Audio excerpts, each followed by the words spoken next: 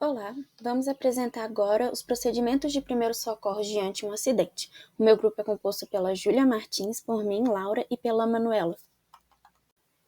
Inicialmente, nós temos essa cena de um possível acidente contendo um motociclista e um carro.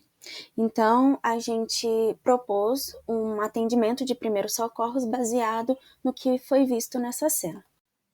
Então, a partir da cena apresentada, inicialmente nós vamos fazer uma avaliação primária dos acontecimentos.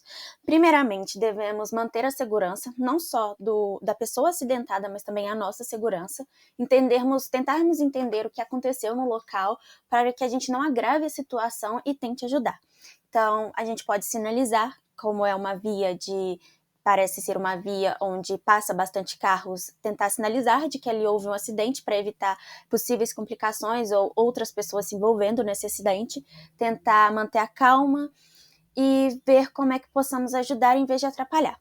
Podemos também ligar para o serviço de saúde, avisar que esteve um acidente e para ver também se eles podem nos orientar de como devemos seguir para não agravarmos o quadro do paciente, do acidentado. Em seguida, nós vamos tentar manter a nossa proteção. Tentar achar alguma coisa, tipo algum equipamento, alguma luva, alguma coisa que possa manter a nossa segurança e não nos contaminarmos com nada. Também evitar também piorar a situação do paciente. Depois que nós analisamos a nossa segurança e tentamos achar algum meio de nos proteger nessa situação, vamos verificar a consciência da vítima. Então, a gente pode chamar ela, ver se ela responde a algum estímulo verbal ou físico, para ver qual é o grau de problema que o paciente pode apresentar. Então, continuando o prosseguimento dos estímulos, a gente pode tomar duas atitudes. A primeira de todas, independente da resposta da vítima, é chamar ajuda, seja o corpo de bombeiros ou o SAMU de preferência, passando todos os dados possíveis do local e da situação para preparar o atendimento deles.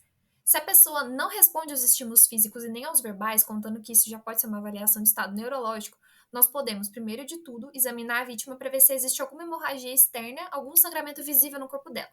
Se houver hemorragia, a gente vai precisar estancar essa lesão com pressão direta, usando material estéril e limpo. De que forma? Fazendo uma compressão direta diretamente sobre a ferida ou indireta, onde se comprime uma artéria distante do ferimento, seja artéria bacrial ou femoral, até que ocorra a coagulação. Realizar a elevação do membro e, em casos mais graves, aplicar o uso de torniquete se necessário. Em casos de suspeita de hemorragia interna, onde a vítima vai apresentar sinais como palidez, pele fria e úmida, pulso fraco, tremores, retorno sanguíneo lento ou pressão na partes do corpo, como por exemplo a ponta dos dedos, é melhor a gente não realizar a ressuscitação. Caso não tenha sinal de hemorragia, a gente checa o pulso da vítima para examinar os sinais vitais e tomar uma iniciativa. Em seguida, a gente vai checar a respiração, observando se há obstrução ou não das vias aéreas, se há possibilidade de desobstrução da mesma e, caso a vítima não esteja respirando, iniciar a manobra de ressuscitação imediatamente, até porque a manobra vai auxiliar a expulsar o corpo estranho que está preso ali.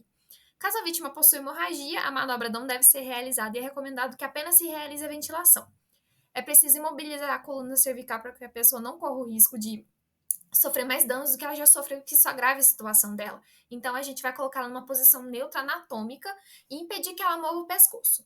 Caso essa pessoa precise ser movimentada ou deslocada na posição de segurança, posição de lado, é necessário que duas pessoas realizem esse movimento juntas ao mesmo tempo, onde uma realiza o movimento da cabeça e a outra pessoa do tronco. Se essa pessoa tiver algum outro trauma, a gente pode também mobilizar esses membros com o uso de talas improvisadas e faixas. Outra medida que a gente pode tomar também é proteger essa pessoa do frio ou do calor até que a ajuda chegue. E por último, a gente vai monitorar essa pessoa constantemente, verificando os sinais vitais de tempo em tempo até a chegada do socorro. Se ela manter estável e tiver até uma melhora do estado da consciência dela, ótimo. Se não, a gente vai ter que tomar uma atitude, seja lá qual for, iniciar uma ressuscitação cardiopulmonar, uma ventilação, qual for a mais adequada para o momento.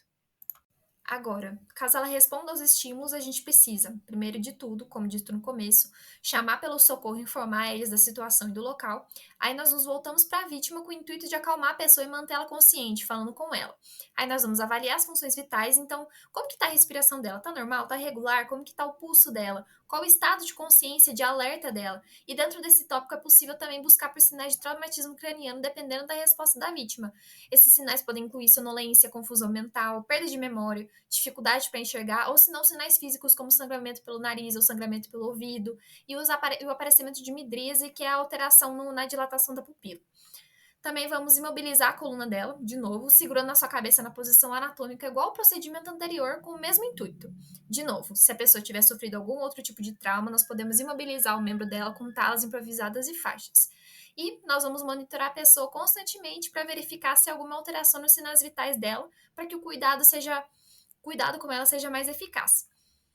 Bom, e dentro da avaliação secundária, a gente pode realizar uma nova anamnese rápida, se o paciente, né, tiver consciente, e realizar perguntas para ele, perguntar se ele tem alergia, se ele toma algum medicamento, se ele tá sentindo dor, quanto de dor ele está sentindo, onde ele está sentindo, o histórico do paciente, perguntar se ele sabe como o acidente ocorreu, quanto tempo ele estava ali, o que ele estava fazendo, perguntar para ver se ele tem mais noção do que aconteceu e até para você se informar e passar essas informações também para o serviço de saúde.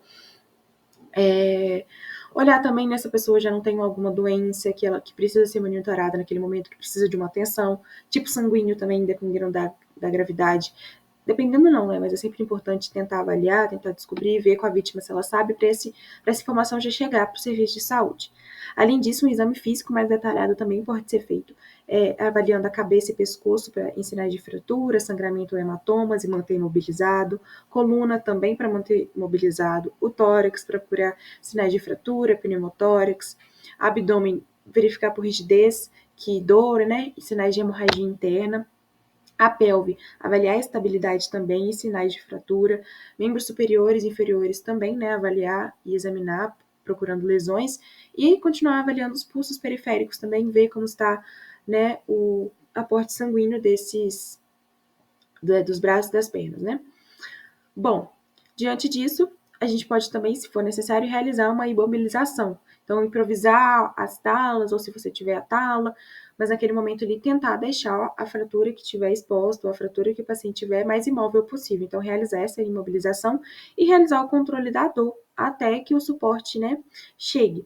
Então, falar para o paciente, né, para a vítima, se manter o mais imóvel possível para diminuir a dor, diminuir o desconforto até que os profissionais especializados cheguem para atendê-la. E realizar também o monitoramento contínuo. Então, continuar avaliando as funções vitais, a frequência cardíaca, a pulsação, o nível de consciência, até que os profissionais cheguem. E muito obrigada pela atenção.